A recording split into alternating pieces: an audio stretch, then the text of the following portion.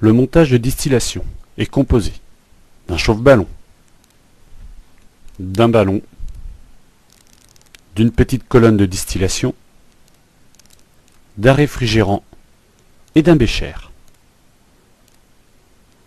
On place dans le ballon le mélange homogène que l'on veut distiller.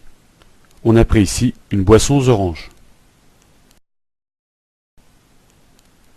ainsi que 2 ou 3 pierres ponces pour éviter un retard à l'ébullition. Ensuite, on met en marche le chauffe-ballon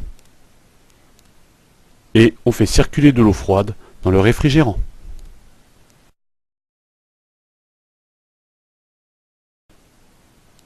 La boisson aux oranges se met à bouillir. De la vapeur monte dans le ballon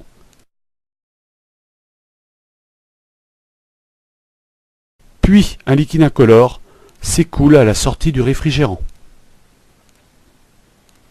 Ce liquide est appelé le distillat.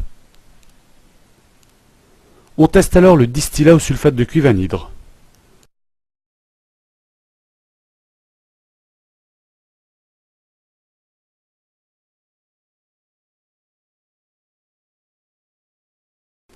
Le sulfate de cuivre anhydre devient bleu. On en déduit donc que le distillat contient de l'eau.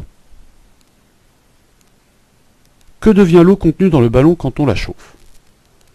Lors de l'ébullition, l'eau contenue dans le mélange passe de l'état liquide à l'état gazeux.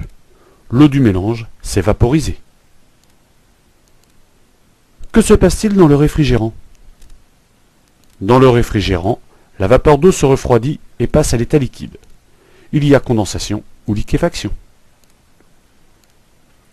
En conclusion, la distillation est une vaporisation d'une partie du mélange, lors de l'ébullition, suivie d'une condensation dans le réfrigérant. Elle permet ainsi de séparer les constituants d'un mélange homogène. Ici, on a séparé l'eau, qui est dans le distillat, du colorant et des sucres, qui sont restés dans le ballon.